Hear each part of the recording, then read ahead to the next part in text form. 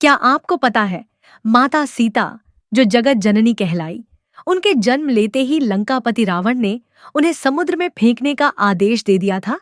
एक ऐसी बेटी जिसे खुद रावण के घर में जन्म मिला, फिर भी उसका पिता ही उसका सबसे बड़ा दुश्मन बन गया। आखिर ऐसा क्या हुआ था उस दिन लंका में, जिसने रावण को अपनी ही संतान को त्यागने पर मजबूर कर दिया? चलिए जानते हैं ये रहस्यमयी कथा। रावण, जो तीनों लोकों में अपनी शक्ति और ज्ञान के लिए जाना जाता था, उसकी पत्नी थी मंदोदरी, सुंदर, सुशील और धर्मपरायण। एक दिन की बात है, मंदोदरी के हाथ एक दिव्य अमृत का पात्र लगा, जो ऋषियों की तपस्या से सिद्ध किया गया था। कहा जाता था कि जो भी इसे पी लेगा वह अजर अमर हो जाएगा, लेकिन मंदोदरी ने उसे पीने की जगह कुछ और ही कर दिया।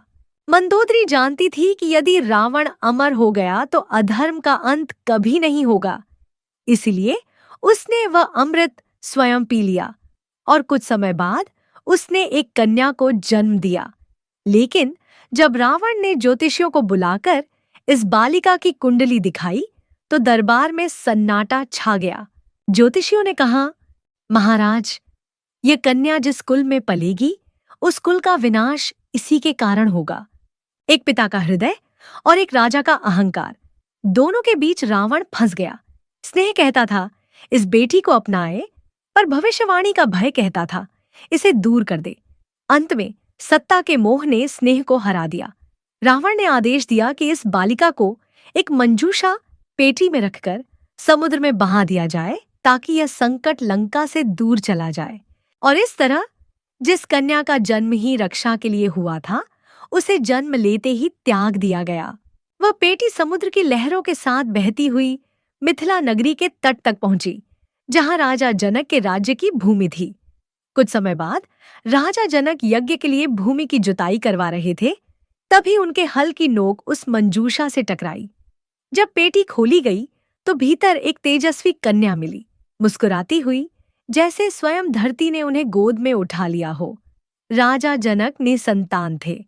उन्होंने उस कन्या को अपनी बेटी मान लिया, और क्योंकि वह भूमि की जुताई के दौरान मिली थी, उनका नाम रखा गया सीता।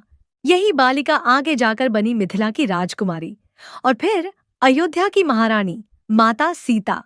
और जो भविष्यवाणी रावण को डराती थी वही सत्य हुई। सीता हरण के कारण ही रावण का अंत हुआ। विधि का विधान कोई नहीं टाल सकता। जिससे डरकर रावण ने अपनी बेटी को त्यागा, अंततः उसी के कारण उसका विनाश हुआ। ऐसी ही और रहस्यमयी कथाएं जानने के लिए चैनल को सब्सक्राइब करें, वीडियो को लाइक करें और कमेंट में बताएं आपको कौन सी पौराणिक कथा सबसे रहस्यमयी लगती है। जय श्री राम।